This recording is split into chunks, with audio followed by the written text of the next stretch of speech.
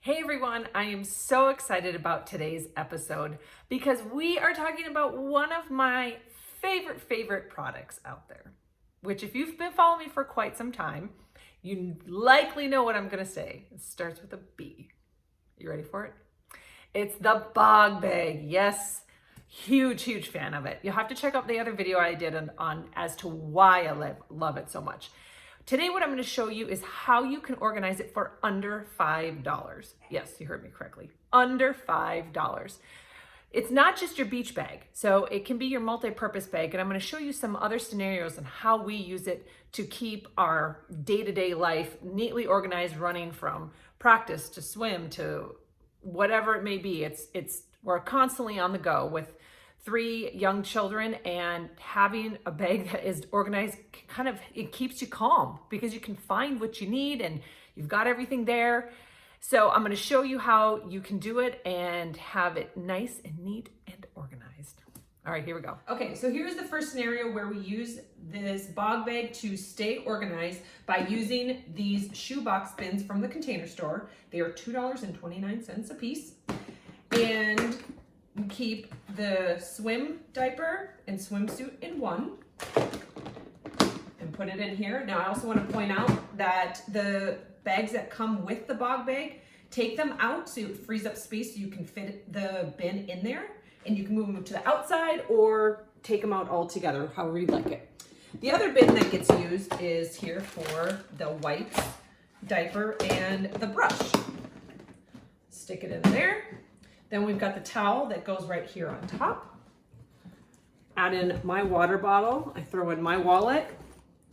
And then I like keeping the keys on the exterior so it's not a search trying to figure out where the heck the keys are. Now, once we get to swim, we go change.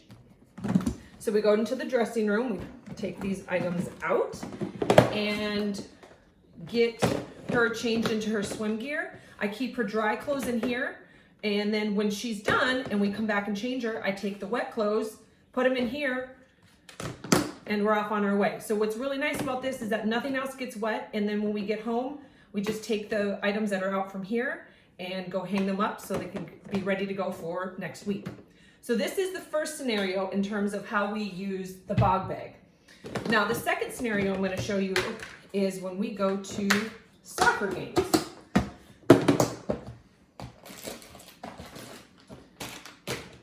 So for soccer games, we have one bin that's dedicated to the snacks. Okay.